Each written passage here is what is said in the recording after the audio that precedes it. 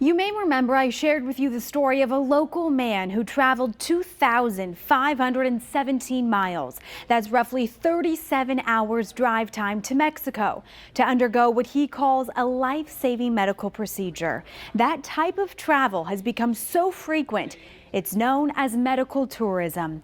This is part 2 of our special, Fighting for My Life. 28-year-old Will Smink, a WMBF News employee, returned from Tijuana.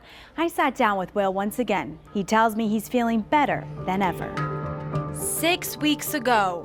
This surgery could actually give me the boost that I need to finally get my life back on track. And now? This is the start of the journey from here.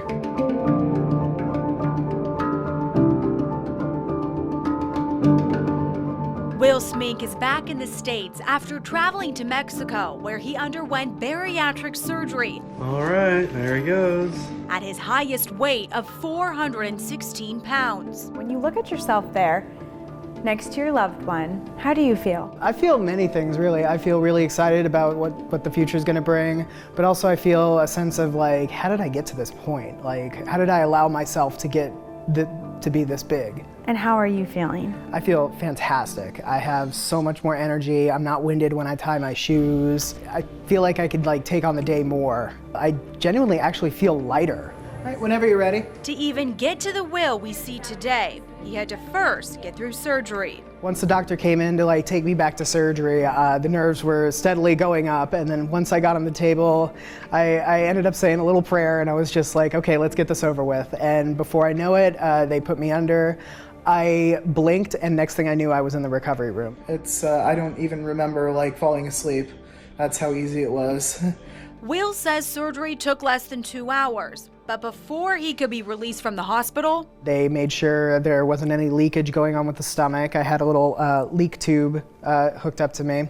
And then once I was able to pass all the tests and preliminaries, they discharged me from the hospital. I am so thankful and relieved that this is all over and the road to recovery can begin. Dr. Zahir Nuwayhed with Conway Medical Center sheds light on the potential risks associated with traveling out of the country for medical procedures. It's not like something that you can go get it somewhere and come back and that's it. No, it is a lifelong journey, and you gotta be careful. If you get into any problem or any trouble, then you're gonna be scrambling around to find somebody to take care of you. The way I look at it, it's a chronic disease. It is a disease like heart disease, like hypertension, like diabetes. But with any new diet or weight loss procedure or eating plan, you have to remind yourself what's at stake. I go to the mirror and I'm like, do you want to be that again? And I tell myself no, and I just constantly reassure myself, look how far you've come, look how far you have to go. You're doing so well at this point, why go back? Will says his ultimate goal is to get to around 180 pounds. 6 weeks post-op, down 80 pounds. And it's the best you've ever felt. Honestly, that was truly an amazing feeling. I was going through some old clothes and trying on shirts and pants that I have not worn in almost 2 years. And it is literally one of the best feelings in the world, because I'm like, hey, I remember this shirt. You kept it. Yeah. You knew you were going to fit into it one day.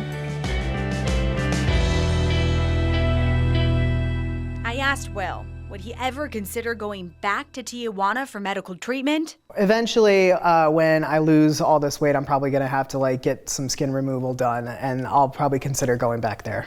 In no way does WMBF News condone medical tourism. That decision is ultimately up to you. For some, medical tourism can be a popular choice, especially when it comes to cost.